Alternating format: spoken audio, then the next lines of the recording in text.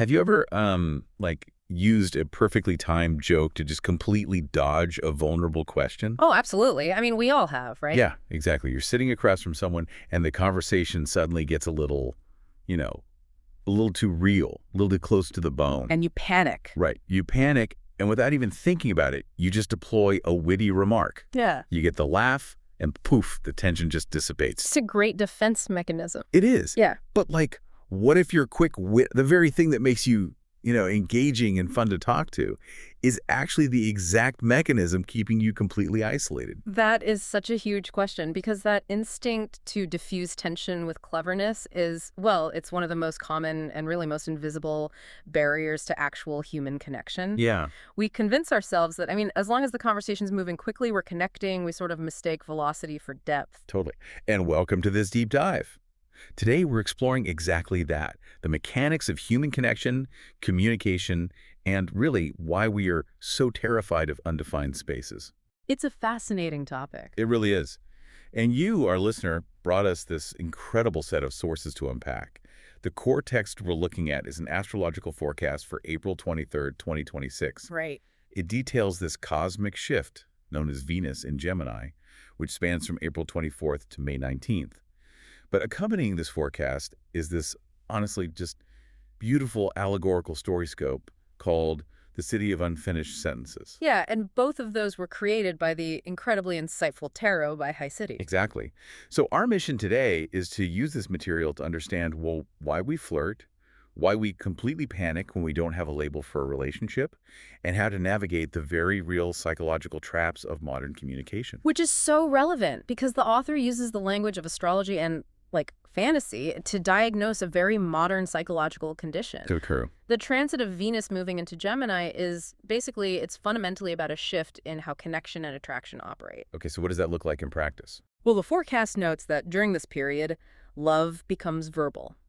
Attraction becomes mental. There's this sudden buoyancy to everything. Like a lightness. Right, exactly. People experience this renewed appetite for variety, networking, and just playful curiosity. The energy turns outward, basically demanding a faster, more cerebral type of interaction. To understand the mechanics of this conversational shift, I kind of like to think about architecture. Oh, architecture. Okay, how so? Well, usually when we construct a relationship, we build it like a traditional brick-and-mortar house, right? Yeah. It's rigid. It relies on gravity and heavy load-bearing walls. Yeah, that makes sense. We establish these clear boundaries and make heavy declarations just to keep the structure standing. But this Venus in Gemini energy, it shifts the architecture completely. It changes the building materials. Exactly. It's like trading a heavy, stifling velvet blanket for a light, breezy hammock. You move from a brick building to what architects call a tensegrity structure. Oh, tensegrity, right, where things are held together by tension. Right. They don't have a solid foundation. They're held together entirely by floating tension, cables, and just space. You want to talk, brainstorm, and just enjoy the verbal dance. Which sounds great, right? It does. But they're so flexible and light that if you're used to standing on solid concrete, suddenly finding yourself in this floating structure held together by nothing but dynamic tension, I mean, it can feel entirely unmooring. Oh, totally.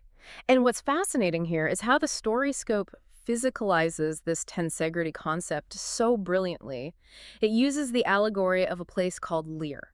I love the description of Lear in the text. Right. Lear is described as this city hovering in the upper reaches of the atmosphere, and it's constructed entirely out of conversation and language. Literally built out of words. Exactly. The buildings are woven from these arched bridges of half-spoken ideas, and there are towers spiraling with whispered questions.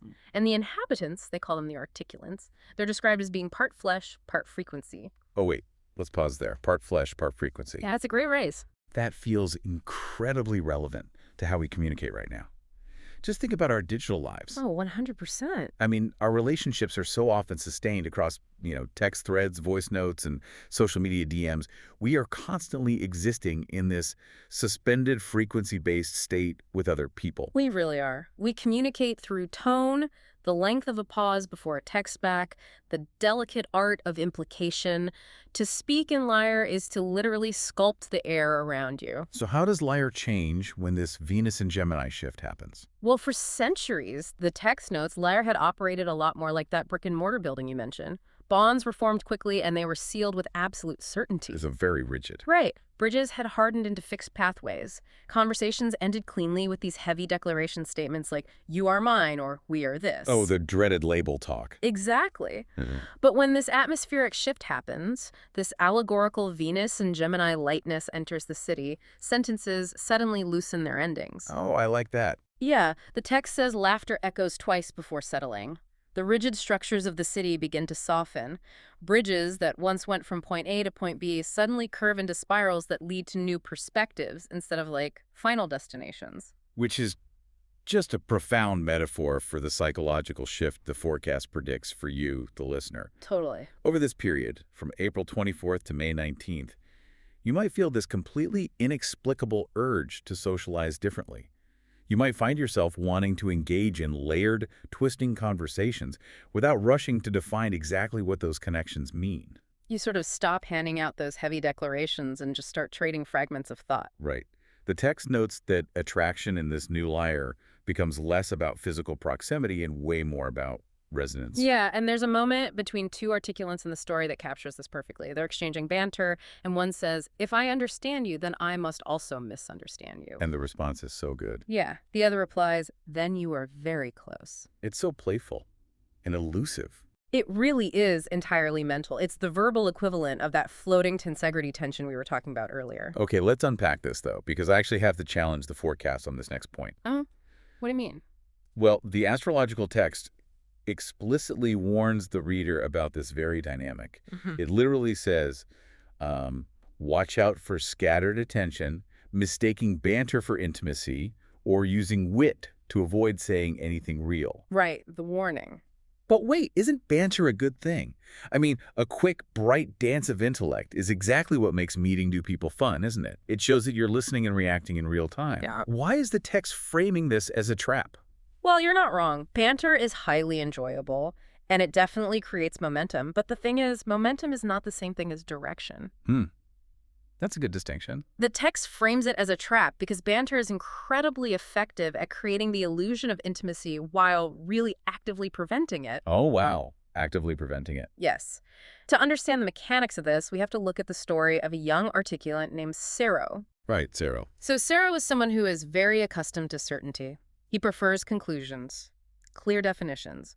He really likes knowing exactly where one connection ends and another begins. So this new floating city vibe is his nightmare. Exactly. This new porous atmosphere completely terrifies him. So he finds himself in this chamber of suspended phrases where he meets a being named Aaliyah. And Zero is basically navigating the exact anxiety so many people feel in the endless talking stage of modern dating. Oh, spot on. The talking stage is pure Lear energy. Right. So he admits to Ilea that he is drawn to these conversations he can't finish, but that it actually frightens him. And as they talk, he starts loosening up a bit. He enjoys the playful contradictions, the banter. He thinks he's connecting with her. Yeah, he really thinks he is. But the reality is he's actually deflecting. Yeah. The psychological mechanism of a joke or like a witty comeback in a conversation is essentially to release tension. Which feels good in the moment. It does. But when a moment starts to feel heavy or vulnerable, our brain registers that vulnerability as a threat. And the absolute fastest way to neutralize that threat is to make a joke. Because it completely changes the subject. Right. It forces the other person to laugh, to step back into a lighter, safer dynamic. It's a defense mechanism. But true intimacy actually requires sitting in that tension. Oh, man. Sitting in the silence. Exactly. It requires letting the silence just hang there.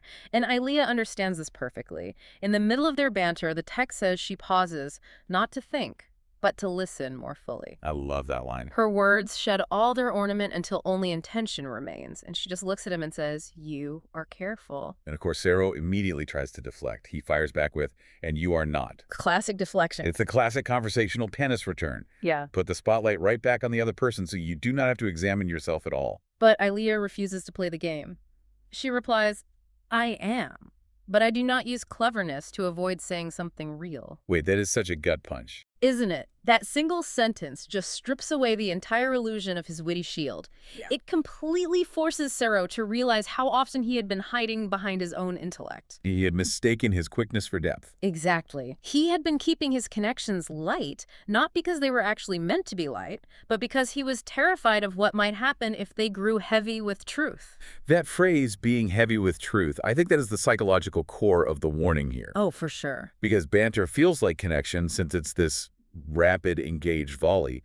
But in a volley, the ball never actually hits the ground. It never lands. Right, it never lands. You're keeping the other person engaged, yeah, but you're also keeping them at arm's length. You are just managing their perception of you, making sure you always appear sharp, detached, and totally in control. Which is exhausting, honestly. It is. And the forecast is warning you that this curiosity must eventually turn into honesty.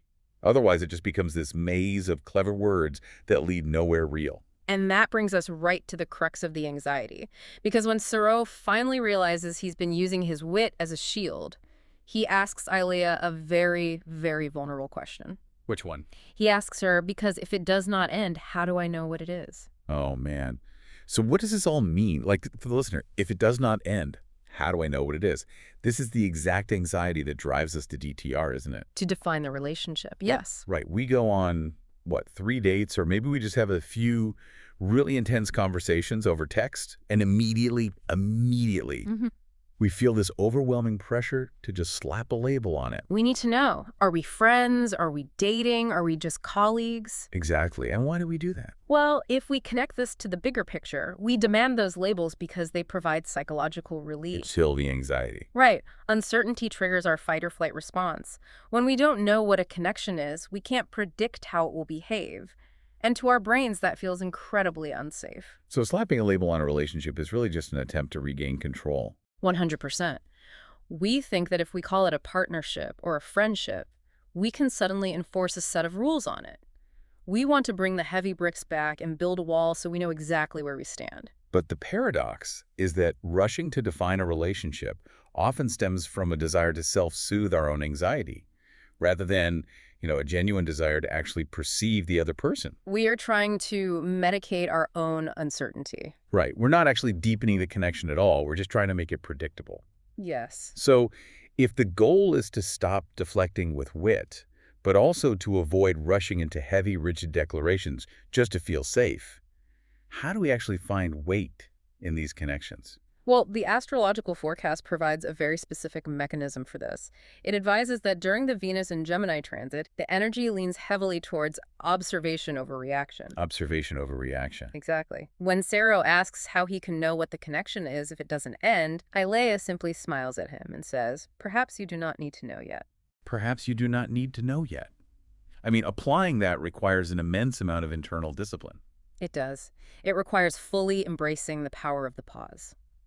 The text really highlights that there is profound power in pausing, in listening deeper, and just allowing clarity to form without applying pressure. Just sitting in it. Right. Sitting in the unknown without reaching for a joke or a label forces you to actually experience the relationship as it exists in the present moment rather than how you desperately want it to exist in the future. And Sero finally achieves this, doesn't he? In the climax of the story. He does. He finally drops the witty performance. He just stops trying to volley the ball back. He lets it drop. Yes, he allows the pause to lengthen. And the text notes that the city of Lyre does not rush him. The air holds him, buoyant and patient. And then he speaks his truth without any clever framing at all. What does he say? He says, "I do not know what this is, but I find myself wanting to continue it, not just the exchange of ideas, but this, with you." The words don't sparkle at all. No, they don't. They aren't particularly clever. They don't impress, but they remain. Wow. The tension resolves not because Sero defined the relationship, but because he was finally honest about his desire to just stay in the undefined space with her. And Ilea's response is so simple, too. Yeah, she just says, "That is enough for now." It's beautiful. Yeah. And across the allegorical city of Lyre, similar moments unfold, right? Mm-hmm. The forecast explains that some connections simply dissolved during this atmospheric shift. Because once they were stripped of the witty banter, there was nothing underneath. Exactly. They were revealed as nothing more than echoes of cleverness. But the connections that mattered, they deepened. Lyre did not revert to its old, rigid state. The Articulants learned to discern the difference between noise and signal. And the city maintained its tensegrity. The air remained light, it was still filled with possibility, but it gained something crucial. It gained weight. But not the heavy brick-and-mortar kind. Right, not the kind of weight that anchors a ship or confines a person to a rigid path. It gained the kind of weight that gives meaning to what chooses to stay. Which is such a lovely thought. The text concludes by noting that in the city of unfinished sentences, nothing needed to conclude immediately. But the conversations that mattered eventually learned how to land.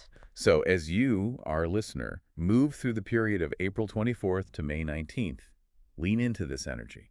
Allow your connections to operate like a tensegrity structure held together by dynamic floating space rather than heavy expectations. Enjoy the mental dance. Have the brilliant conversations and let your curiosity really lead the way. But use this time to practice rigorous discernment. Notice when you are using banter to diffuse vulnerability.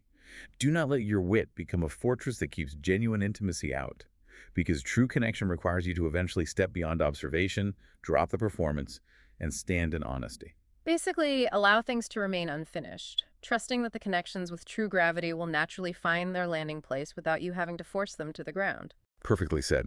And a huge thank you to the listener who shared this source material with us. These insights, the forecast, and the beautiful StoryScope all came from Tarot by High C. Yeah, his work is fantastic. It really is. If you want to explore more of his offerings or maybe book a one-on-one reading, you can find him at tarot.hiic.net. It's an invaluable framework for anyone trying to navigate the really complex architecture of modern communication. Absolutely. And here's where it gets really interesting, something for you to chew on as you go about your day. Think about your own life right now. If all your recent conversations, your texts, and your interactions were physically built around you at this very moment, like the architecture in the allegorical city of Sea, what would you be standing in? Oh, that's a great question. Right. Would you be surrounded by bridges that actually lead somewhere real, or are you just building a beautiful, confusing maze of unfinished thoughts?